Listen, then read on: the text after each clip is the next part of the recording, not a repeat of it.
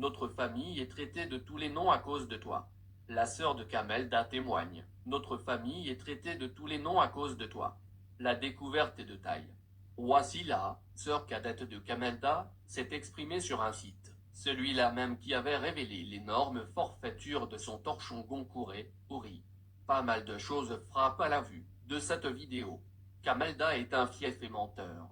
Il dénigre son pays, sa religion musulmane, ses origines et sa famille rien que pour plaire à ses maîtres français nostalgiques de l'ex-Algérie française. Il n'a jamais été pauvre, n'a jamais manqué de rien, était fils de gendarme, qui avait fait partie des tout premiers recrues après l'indépendance.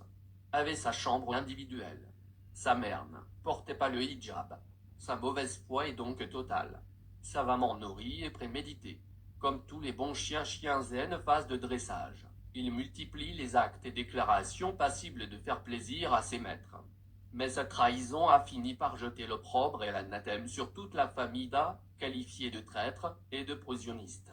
S'il est certain que cette sortie médiatique ne pouvait s'appesantir sur la genèse d'Ouri et les relations de Camelda avec sa victime Sada Arban, sachant qu'il s'était déjà éloigné de sa famille, il est en revanche regrettable que cette même émission n'ait pas abordé sa période intégriste, quand il se baladait en Camille et était l'imam des élèves de son lycée, mais aussi ses relations avec sa première femme, qu'il avait agressée par arme blanche, et qu'il avait fait condamner par la justice oranaise.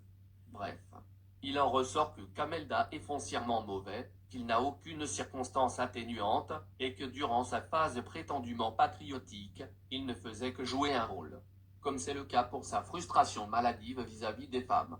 Il s'en soigne en reniant sa religion, et en multipliant les conquêtes, superficielles et sans lendemain. Triste fin pour un écrivain opportuniste et sans talent.